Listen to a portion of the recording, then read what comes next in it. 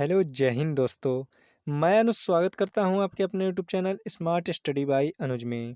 आज हम लोग करने वाले हैं टीए आर्मी भर्ती परीक्षा 2026 के लिए विज्ञान के क्वेश्चंस। ये जो विज्ञान के क्वेश्चंस हैं ये आप लोगों के लिए बहुत ही इम्पोर्टेंट होने वाले हैं।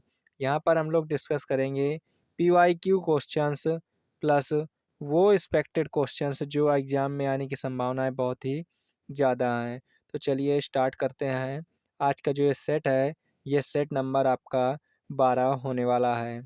आप लोग टीए की रनिंग की बढ़िया तरीके से करते रहें, उसके बाद आप लोगों को एग्ज़ाम होगा।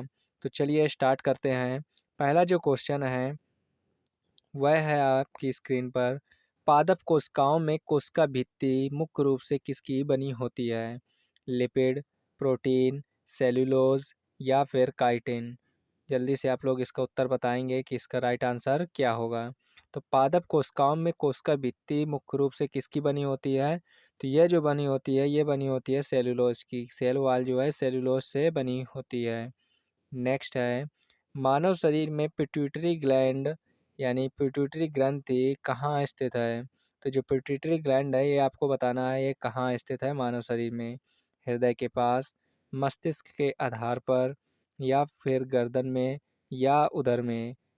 तो जो मानव शरीर में पिट्यूटरी ग्रंथि होती है तो ये आपके मस्तिष्क के आधार पर पाई जाती है। कहाँ पर? तो ये मस्तिष्क के आधार पर पाई जाती है।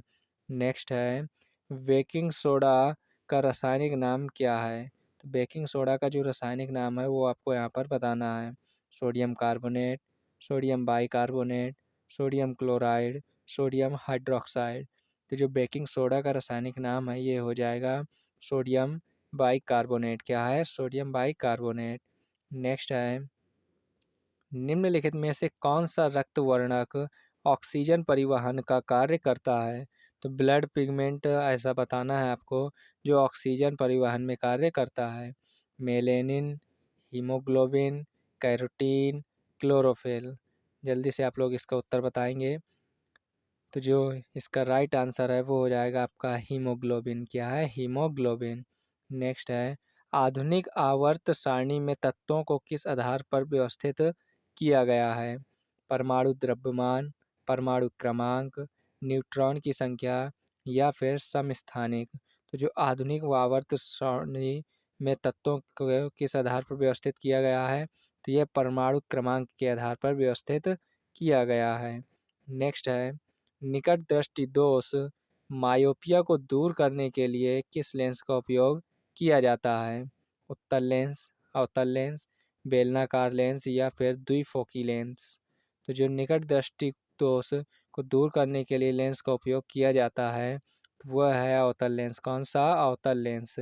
नेक्स्ट है, वर्तमान का कौन सा हार्मोन लड़ो या उड़ो प्रतिक्रिया के लिए जिम्मेदार है? तो फाइट एंड फ्लाइट हार्मोन आपको बताना है कौन सा है। इंसुलिन, थायरोक्सिन, एड्रेनालाइन या फिर मेलाटोनिन? तो कौन सा हार्मोन है जो लड़ो या उड़ो प्रतिक्रिया के लिए जिम्मेदार है? तो वह है एड्रेनालाइन। क्या है? एड्रेनालाइन। नेक्स्ट है, निम्नलिखित में से कौन सी गैस ग्रीन हाउस प्रभाव के लिए सर्वाधिक उत्तरदायी है? ऑक्सीजन, नाइट्रोजन, कार्बन डाइऑक्साइड या फिर हाइड्रोजन?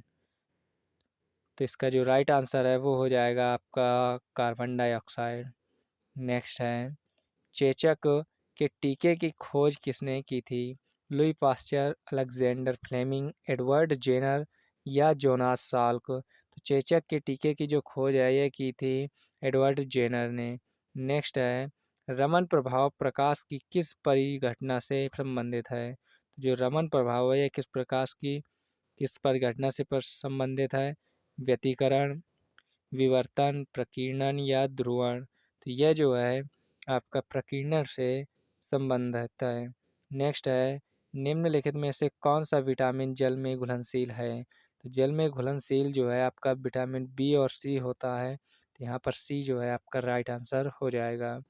और जो विटामिन ए, डी और के हैं ये आपके फैट सोल्यूबल हैं। क्या है? Fat soluble. नेक्स्ट क्वेश्चन है, ध्वनि तरंगे किस प्रकार की तरंगें होती हैं? अनुप्रस्थ, ट्रांसवर्स, अनुदैर्ध्य लॉन्गिट्यूडनल, विद्युत चुम्बकीय या फिर इनमें से कोई नहीं। तो ध्वनि तरंगे जो है यह अनुदैर्ध्य लॉन्गिट्यूडनल वेव्स होती हैं। नेक्स्ट है क्रियोजेनिक्स का विज्ञान की वह शाखा है जो किससे संबंधित है? तो क्रियोजेनिक्स किससे संबंधित है? अति उच्च तापमान, अति निम्न तापमान, घर्षण का अध्ययन या क्रिस्टल की संरचना।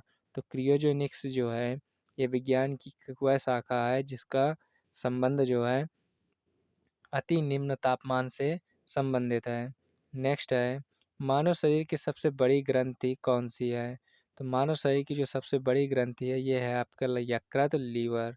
नेक्स्ट है पेंसिल की लेड बनाने में किस पदार्थ का उपयोग किया जाता है? तो पेंसिल की लेड जो है किस पदार्थ का उपयोग किया जाता है? जल्दी से आप लोग इसका उत्तर बताएंगे। सीसा, ग्रेफाइट, चारकोल या फिर कोयला। तो पेंसिल की लेड बनाने में किस पदार्थ का उपयोग किया जाता है? तो यह है आपका ग्रेफाइट। क्या है? ग्रेफाइट। नेक्स्ट है वायुमंडल में नाइट्रोजन गैस का प्रतिशत लगभग कितना होता है? तो वायुमंडल में नाइट्रोजन गैस का जो प्रतिशत है यह 78% होता है। कितना होता है? 78%। 21% जो है ये आपका ऑक्सीजन होता है और जो 0.03% है आपका CO2 होता है। नेक्स्ट क्वेश्चन है निम्नलिखित में से कौन सी धातु कमरे के तापमान पर तरल अवस्था में पाई जाती है? तो जो मरकरी होती है यह कमरे के तापमान पर तरल अवस्था में पाई जाने वाली एक मात्र धातु है। नेक्स्ट है कोशिका का पावर हाउस किसे कहा जाता है? तो कोशिका का जो पावर हाउस है ये किसे कहा जाता है? राइबोसोम्स, लाइसोसोम, माइटोकॉन्ड्रिया या गोल्गी का है। तो powerhouse of the cell जो है ये आपका माइटोकॉन्ड्रिया जो है राइट आंसर हो जाएगा। नेक्स्ट है लाफिंग गैस का रासायनिक नाम क्या है? तो लाफिंग गैस का रासायनिक नाम आपको बताना है क्या है? Nitric oxide, nitrous oxide, nitrogen dioxide या फिर अमोनिया। तो लाफिंग गैस का जो रासायनिक नाम है वह है नाइट्रस ऑक्साइड। क्या है? Nitrous oxide. मानव नेत्र का कौन सा भाग प्रकाश की मात्रा को नियंत्रित करता है? तो जो प्रकाश की मात्रा को नियंत्रित करने वाला भाग है वो आपको बताना है आँख का। कॉर्निया, पुतली, रेटिना या फिर ऑप्टिक नर्व। तो जो मानव नेत्र का कौन सा भाग है जो मात्रा को नियंत्रित कर प्रकाश की मात्रा को नियंत्रित करता है? तो यह जो है आपकी पुतली यानी प्यूपिल है जो नेत्र का भाग है जो प्रकाश की मात्रा को नियंत्रित करता है। नेक्स्ट है सिरके में मुख्य रूप से कौन सा अम्ल पाया जाता है? साइट्रिक अम्ल, एसिटिक अम्ल, लैक्टिक अम्ल या फिर टार्टरिक अम्ल। तो जो सिरके में मुख्य रूप से पाया जाने वाला अम्ल है वह है एसिटिक एसिड। क्या है? एसिटिक अम्ल। नेक्स्ट है लेज़र का आविष्कार किसने किया था? तो जो लेज़र का आविष्कार है किसने किया था? Theodore Memon, Albert Einstein, Wilhelm रोंटगेन या फिर मैक्स प्लैंक। तो जो लेज़र का आविष्कार किया था वह है अल्बर्ट आइंस्टीन। कौन है? Albert Einstein. नेक्स्ट है मलेरिया रोग किस परजीवी के कारण होता है? तो जो मलेरिया रोग है ये आपको बताना है कि किस परजीवी के कारण होता है। प्लाज्मोडियम, आंटमीबा, लैशमनिया, ट्रैम्पसोनोमा। क्या है? ट्रिपैनोसोमा। तो जो मलेरिया रोग है किस परजीवी के कारण होता है? तो यह होता है प्लाज्मोडियम के कारण। किसके कारण? प्लाज्मोडियम के कारण। नेक्स्ट क्वेश्चन है क्वेश्चन नंबर 24। सूर्य की ऊर्जा का मुख्य स्रोत क्या है? नाभिकीय विखंडन, नाभिकीय संलयन, रासायनिक प्रतिक्रिया या फिर गुरुत्वाकर्षण संकुचन। जो सूर्य की ऊर्जा का मुख्य स्रोत है यह है नाभिकीय संलयन। क्या है? नाभिकीय संलयन। जंग लगने रस्टिंग पर लोहे के भार पर क्या प्रभाव पड़ता है? तो जब लोहे में जंग लगता है तो उसके भार में क्या प्रभाव पड़ता है? घटता है, बढ़ता है, समान रहता है, पहले घटता है फिर बढ़ता है। तो जब किसी लोहे में जंग लगता है तो उसका जो भार है वो क्या हो जाता है? वह बढ़ता है। क्या हो जाता है? तो उसका भार जो है बढ़ जाता है। नेक्स्ट है मानव शरीर में गुणसूत्रों की जो कुल संख्या है वह कितनी होती है? तो मानव शरीर में गुणसूत्रों की संख्या कितनी होती है? जल्दी से आप लोग इसका उत्तर बताएंगे। 23, 44, 46 या फिर 48। तो जो मानव शरीर में क्रोमोसोम्स यानी कि कुल संख्या है वो होती है 46, जो कि 23 पेयर में पाए जाते हैं। कितने में? 23 पेयर में पाए जाते हैं, जिनमें से 1 पेयर सेक्स क्रोमोसोम्स होते हैं। जो 1 पेयर सेक्स क्रोमोसोम्स होते हैं वो एक्स एक्स फीमेल में और एक्स वाई मेल में पाए जाते हैं। नेक्स्ट है, बायोगैस का मुख्य घटक कौन सा है? तो जो बायोगैस का मुख्य घटक है वो आपको यहाँ पर बताना है कि कौन सा है। प्रोपेन, ब्यूटेन, मीथेन या फिर एथेन। जल्दी से आप लोग इसका उत्तर बताएंगे कि बायोगैस का जो मुख्य घटक है वह कौन सा है। तो इसका जो राइट आंसर है वो हो जाएगा मीथेन। नेक्स्ट है, पौधों की पत्तियों का हरा रंग किस वर्णक के कारण होता है? आप लोग जल्दी से उसका उत्तर बताएंगे कि किस वर्णक के कारण पत्तियों का रंग हरा होता है।